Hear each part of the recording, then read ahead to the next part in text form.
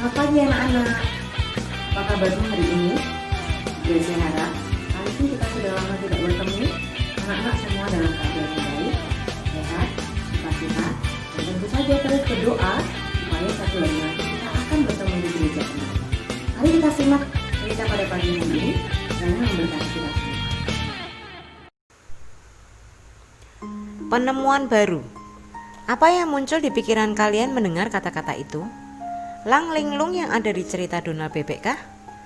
Mr. Fantastic, Fantastic Four, Donatello-nya TNMT? Bukan hanya mereka loh yang bisa membuat sebuah penemuan. Kalian pun juga bisa belajar menemukan sesuatu yang baru jika kalian mau sungguh-sungguh berusaha. Teman kalian Anton juga mempunyai sebuah penemuan. Hanya saja bukan penemuan itu yang ia temukan. Ia menemukan suatu penemuan lain yang jauh lebih berharga. Apa itu? Mari kita dengarkan cerita ini bersama-sama. Anak-anak, minggu depan kita akan mengadakan Science Fair. Buatlah suatu hasil karya yang berhubungan dengan ilmu pengetahuan. Kreasi-kreasi kalian akan dipamerkan dalam sebuah Science Fair yang terbaik akan mendapat hadiah dari sekolah, kata ibu guru mengumumkan. Jadi, ayo berusaha sebaik mungkin. Segera setelah pengumuman ibu guru, semua anak kelas 6 segera ramai membicarakannya. Wah, ini sangat asik nih, kata Stephen. Aku pasti akan membuat sesuatu yang bagus supaya kita bisa menang. Oh ya? Tanya Tasya. Kamu mau buat apa untuk Science Fair nanti? Rahasia dong, jawab Stephen. Nanti kalau aku beritahu, kamu bisa nyontek. Nyontek? Ih, amit-amit, kata Tasya. Pasti aku juga punya karya sendiri dong, dan aku juga gak akan memberitahu kamu. Mereka berdua tertawa. Tiba-tiba mereka sedang berbincang-bincang, seorang anak menabrak bahu Stephen. Aduh, hati-hati dong, kata Stephen. Anak yang menabrak Stephen tadi hanya tersenyum mengejek. Rupanya ia sengaja melakukannya. Jangan senang dulu, Steph, katanya sambil berlalu. Aku pasti akan mengalahkanmu. Itulah Ricky. Dia dan Stephen selalu bersaing dalam segala hal. Mulai dari prestasi di kelas sampai olahraga, mereka berdua memang pandai. Tetapi bedanya, Ricky terkadang menggunakan cara-cara yang tidak jujur. Dia juga pandai sekali mengambil hati guru dan teman-teman di kelas demi kepentingannya sendiri. Kini, entah apa lagi yang sedang direncanakannya. Sudahlah, jangan diambil dalam hati, kata Tasya menghibur Stephen. Aku tahu, kalau Stephen sambil memegang baunya yang terasa sakit. Hari demi hari berlalu. Anak-anak serius sekali mengerjakan proyek mereka. Demikian pula dengan Ricky. Apa yang hendak dibuatnya? Rupanya, Stephen berencana untuk membuat sebuah helikopter mini buatannya sendiri yang benar-benar bisa mengudara.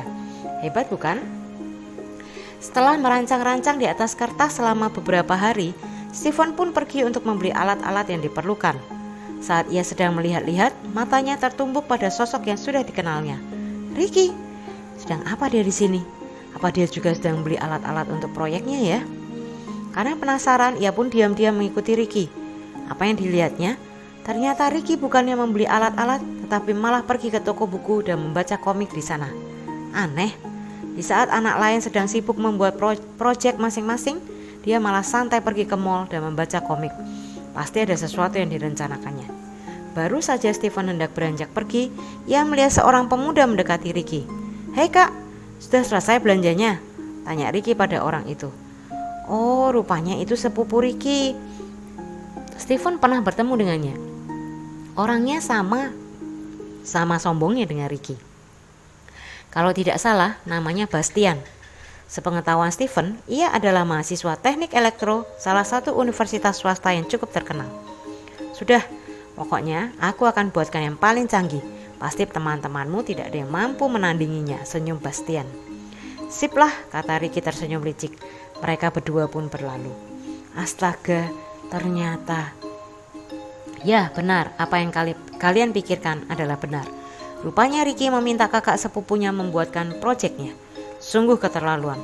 Stephen beranjak pergi dari tempat itu dengan gontai.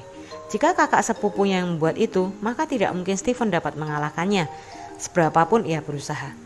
Tetapi meskipun demikian, ia tetap membeli bahan-bahan untuk proyeknya. Di rumah, Stephen sedang mencoba merakit helikopter buatannya. Ternyata sama sekali tidak mudah. Ia menghubungkan dinamo dengan baterai. Di poros dinamo itu ia memasang sebuah baling-baling. Beberapa kali ia mencoba, tetapi helikopternya belum bisa terbang juga. Tanpa terasa, ia mencoba sampai malam tiba. "Stephen, ayo makan. Sudah malam nak," ajak papa. "Baik pas, sebentar lagi." Wajahnya tampak muram sambil menghela nafas. "Ada apa nak?" tanya papa ketika ia melihat reaksi Stephen. Mereka berdua duduk di tepi tempat tidur. Stephen menceritakan kesulitan yang dialaminya dengan helikopter buatannya. Ia sendiri menceritakan mengenai kecurangan Ricky. "Tidak adil, Pak. Aku harus bersusah payah membuat karyaku, sedangkan Ricky dengan mudahnya meminta kakak sepupunya untuk membuatnya. Apalagi, sekalipun aku membuat sekarya sebaik mungkin, aku pasti kalah olehnya. Kakak sepupunya itu kan mahasiswa." "Nak," kata papa merangkup pundak Stephen, "sekalipun kamu kalah, papa tetap bangga padamu. Kamu sudah memutuskan apa yang benar. Firman Tuhan berkata, Tuhan pasti memberkati usaha orang yang menaati firman Tuhan." Mazmur 1. "Jangan kamu menyerah, tetapi teruslah berusaha." Perkataan ayahnya membuat Stephen kembali bersemangat. Keesokan harinya ia kembali mencoba, dan akhirnya berhasil. Helikopter itu kini melayang beberapa sentimeter dari tanah. Meski demikian, helikopter jatuh kembali karena terus berputar-putar mengikuti putaran baling. Stephen tidak hilang akal. Ia ingat kalau helikopter biasanya mempunyai baling-baling kecil di ekornya. Maka ia pun memasang baling-baling di ekor helikopternya dan menghubungkan baling-baling utama melalui gir-gir dan tali karet dengan baling-baling kecil di ekor helikopternya. Setelah mencoba dan mencoba lagi, akhirnya helikopter Stephen benar-benar bisa melayang setengah meter dari tanah. Tibalah hari yang dinanti semua anak kelas 6. Science Fair telah dibuka. Masing-masing anak memamerkan hasil karya di atas meja yang sudah sediakan. Ada yang lucu, tapi ada pula yang betul-betul bagus. Ada yang menjalankan batang korek api di atas air dengan sabun, membuat kotak peredam bunyi, dan alat yang bisa menyiram tanaman sendiri. Meja Ricky yang paling menyedot perhatian pengunjung. Coba tebak apa yang dia buat. Alarm yang bisa dibunyikan dari jarak jauh dengan remote.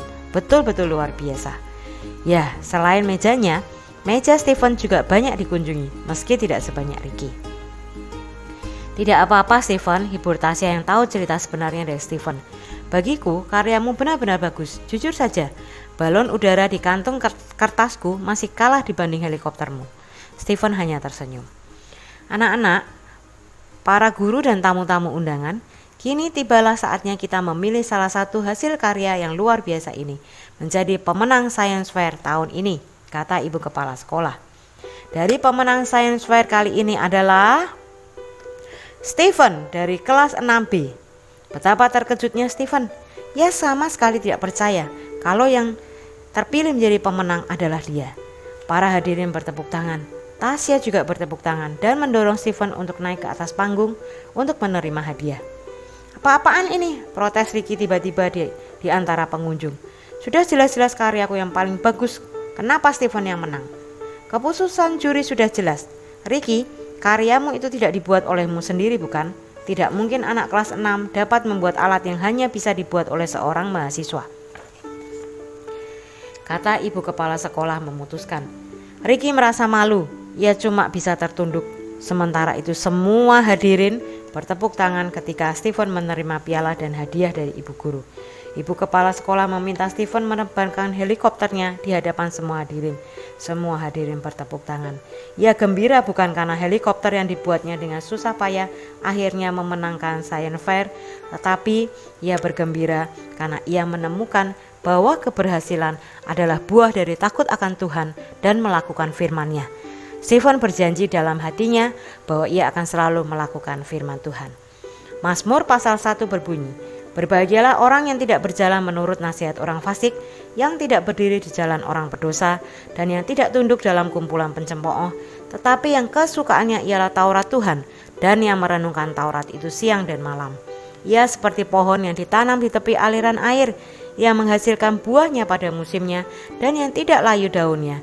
Apa saja yang diperbuatnya pasti berhasil.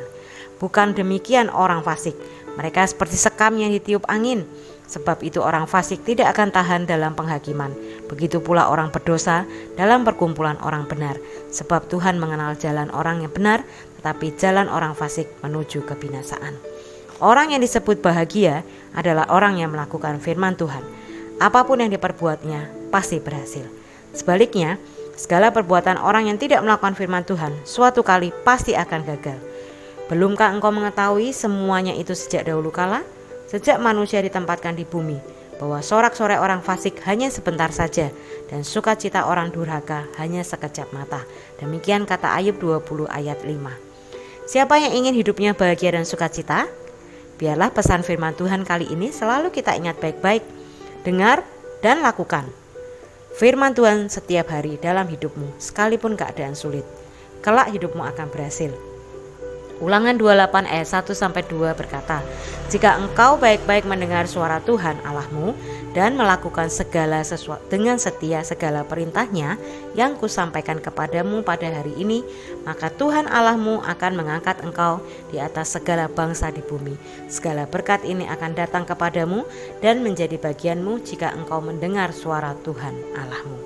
Diambil dari masa kecil Berita GKMI November 2011. Setelah kita belajar, kita mendengar cerita, sekarang waktunya untuk kita mempraktekannya. Mari kita praktekkan kelemahan bukan ini di rumah kita mulai hari ini.